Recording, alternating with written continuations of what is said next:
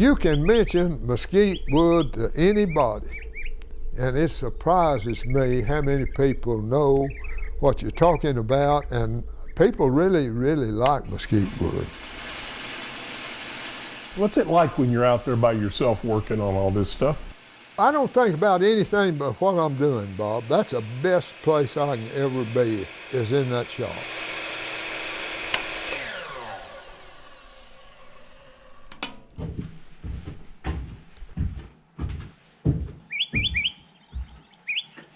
If J. Martin Basinger ever dreamed of living in the middle of nowhere,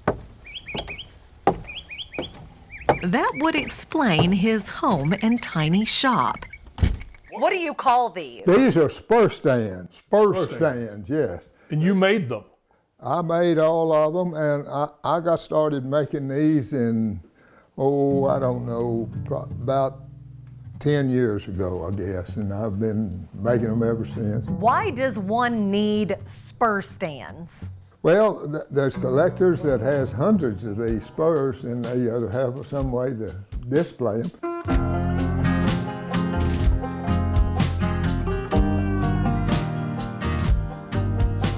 If practicality had a patron saint, it might be J. Martin himself. At one time, this bit and spur fanatic had amassed one of the largest collections anywhere, and he simply needed a way to display these cherished keepsakes. Spur stands made here among the mesquite and red dirt wilderness of West Texas are what keep J. Martin occupied, more so now after he lost Jean, the love of his life for more than 70 years. I grew up on a farm. I was a farmer, and I didn't know anything about the ranching business until I married Jean. And then after we married, I went down there and went to work for Jean's dad. Seems J. Martin was a quick study and soon became a good hand with livestock, followed by a fascination with bits and spurs, a passion that went into overdrive the day he met a talented silversmith named Adolph Bayers. Someone told me about Adolph Bayers, and I said, okay, I'm gonna go get me a pair of spurs made. How old were you when you first got a pair of Adolph Bayers spurs? I was 20 years old. This man was a great man, but he just wouldn't talk to you. Practical? There you go. And he would, but I thought a lot of this man. And when he was sick and was about to die, I asked him for these records. And I said, I want them. He said, what are you going to do with them? And I told him, I said, I don't know. Artistry in silver and steel. The more original sketches and handwritten notes J. Martin found, he knew these records of this American art form needed to be preserved. So after a few long years and lots of help from his daughter, J. Martin compiled a comprehensive book that chronicles the life and legacy of a shy craftsman, followed by Volume 2 and even Volume 3.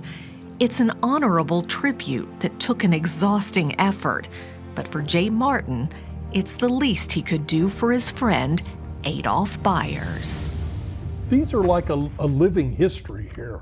Each page, Pat Collins from Clovis, New Mexico, that's his spurs that Mr. Bayers made for him. Sonny Pitcock right here over here at Rule.